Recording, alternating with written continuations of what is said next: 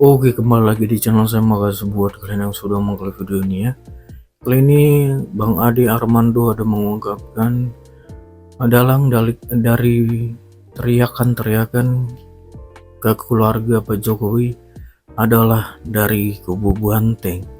Kita dengar ya gimana ungkapan Bang Ade Armando. Sebelum kita ke videonya, bantu subscribe buat channel saya yang belum subscribe. Tidak tunggu lama, kita ke videonya langsung. Let's go.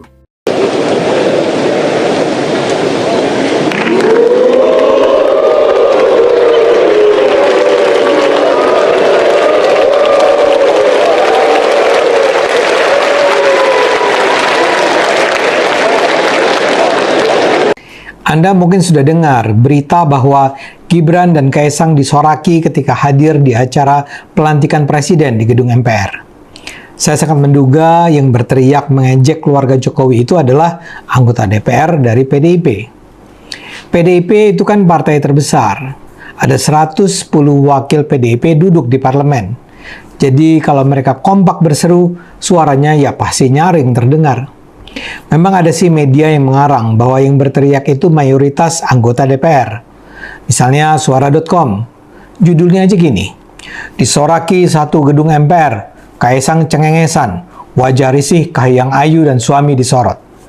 Bayangkan, Suara.com menggambarkan bahwa Kaesang disoraki satu gedung MPR. Satu gedung MPR loh. Tapi kalau kita lihat langsung rekaman videonya, tentu kita tahu suara.com itu mengarang bebas. Wartawan suara.com itu gagal membedakan fakta dan imajinasi.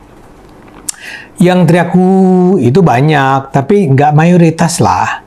Seperti saya katakan, saya duga aktor yang menyuarakan ejekan adalah para anggota DPR dari PDIP. Ini bukan sembarang dugaan. Saya rasa para anggota DPR lain tidak ada untungnya mengejek Gibran, Kaesang, dan juga Bobi Nasution, dan bahkan Pak Jokowi yang juga menyaksikan acara.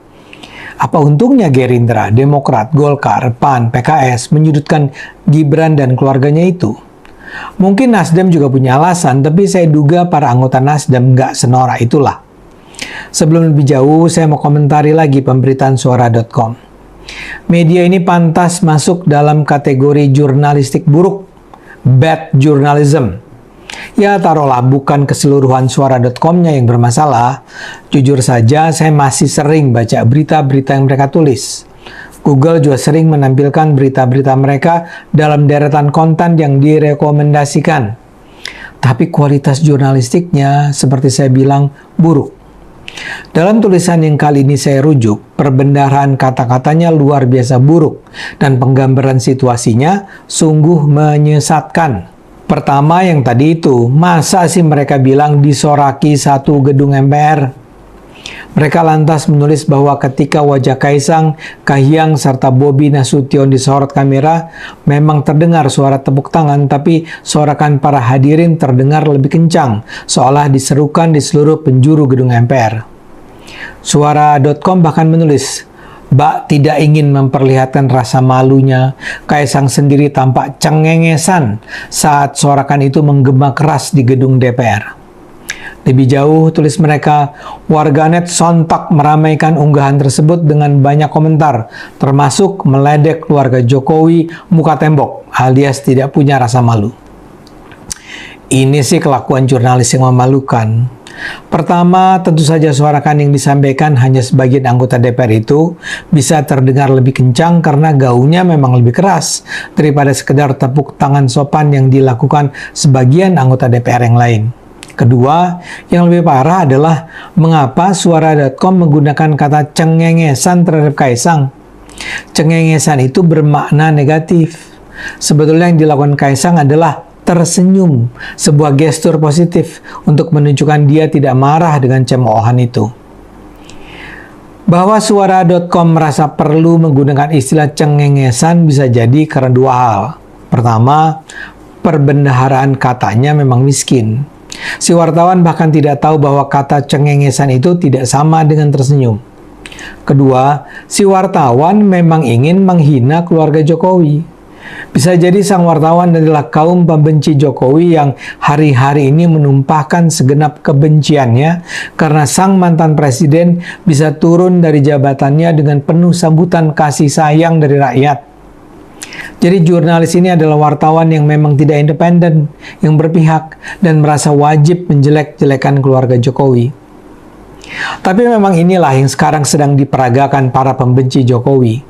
Saya juga dikirimi konten di Twitter X yang diunggah seorang mantan pendukung Jokowi yang sejak Pilpres kemarin sudah pindah gerbong menjadi pembenci Jokowi. Dia ini dulu bahkan sebenarnya memperoleh banyak rezeki berkat dukungannya pada Jokowi.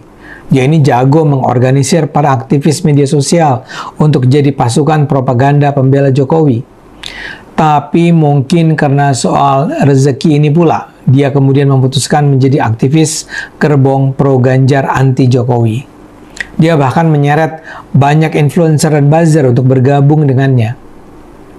Akibatnya, yakini dia terpukul sekali dengan kemenangan Prabowo dan pengeluh-eluhan Jokowi. Ini yang terasa sekali di konten Twitter X-nya. Pada hari pelantikan Prabowo, dia berfoto dengan mengenakan kaos dengan tulisan Korban Mulyono di bagian punggungnya. Di caption dia menulis, "Hari ini pakai kaos Korban Mulyono, beli di Tokped sekalian untuk bantu ICW. Yang mau pakai juga silakan pesan di Tokopedia. Hasil penjualan produk ini akan digunakan untuk kegiatan kampanye anti korupsi di Indonesia," tambahnya. Selera kritik orang ini rendah sekali. Dia dengan sengaja menggambarkan Pak Jokowi alias Mulyono sebagai tokoh pemimpin yang zalim dan memakan banyak korban termasuk dirinya. Dan sangat memalukan bahwa serangan terhadap Jokowi itu harus digambarkan sebagai aksi melawan korupsi.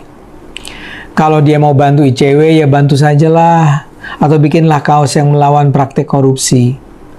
Dengan merendahkan Jokowi, dia menjadi nampak sebagai amatir dan sekedar membabi buta. Tapi ya memang mungkin begitulah para pembenci Jokowi ini. Dan mereka mungkin semakin tidak bisa menerima bahwa dalam pemerintahan Prabowo tidak ada satupun jagoan PDIP masuk kabinet. Memang ada Budi Gunawan, tapi pihak PDIP sendiri bilang kehadiran BG bukanlah mewakili PDIP. PDIP tidak punya satu orang pun di kabinet Prabowo. Sebetulnya tidak ada masalah juga kalau PDIP itu konsisten ingin bersikap sebagai oposisi atau paling tidak kekuatan politik penyimbang di luar pemerintah. Kalau sikap itu yang diambil, tentu orang akan menghormati PDIP. Seperti Nasdem misalnya yang jelas-jelas menyatakan tidak akan berada di dalam tubuh pemerintahan Prabowo. Keren. Tapi PDIP kan tidak begitu. Bahkan pekan lalu Puan Maharani masih menyebut bahwa kemungkinan akan ada 3 tokoh PDIP yang masuk dalam kabinet Prabowo. 3 nama yang diperkirakan adalah Abdullah Azwar Anas, Oli Dondo Kambe, dan Budi Gunawan. Dari apa yang saya dengar, rencana itu akhirnya gagal karena Bu Megawati menyatakan tidak mau berkunjung menemui Pak Prabowo. Di pihak lain, kubu Prabowo merasa masa sih harus mereka yang menghadap Bu Mega? Jadi akhirnya batal. Untung masih ada Budi Gunawan yang diterima karena kualifikasinya terkait intelijen dan pertahanan. Tapi sebenarnya bisa dibilang PDIP setelah 10 tahun berkuasa kini harus menjadi sekadar penonton di luar lapangan.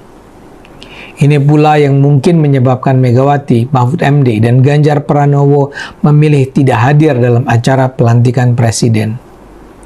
Megawati beralasan sakit, Mahfud harus menjenguk ibu, dan Ganjar nggak jelas.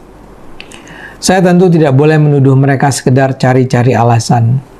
Namun dengan memperhatikan kondisi yang ada, sangat mungkin mereka memang memilih tidak ikut merayakan kemenangan demokrasi di Indonesia. Saya berharap kebencian dan kemarahan ini bisa segera mencair. Semoga Pak Prabowo bisa menemukan cara untuk mengajak bicara terutama Bu Mega. Kami iba melihat Ibu Mega melihat PDIP. Semoga segera ditemukan titik temu yang dapat membawa kebaikan dan kebahagiaan bagi Indonesia. Ayo gunakan akal sehat, karena hanya dengan akal sehat Indonesia bisa selamat. Oke, itu dia videonya. Gimana menurut kalian? Coba komen di bawah. Dan sampai bertemu di video saya selanjutnya. Buah.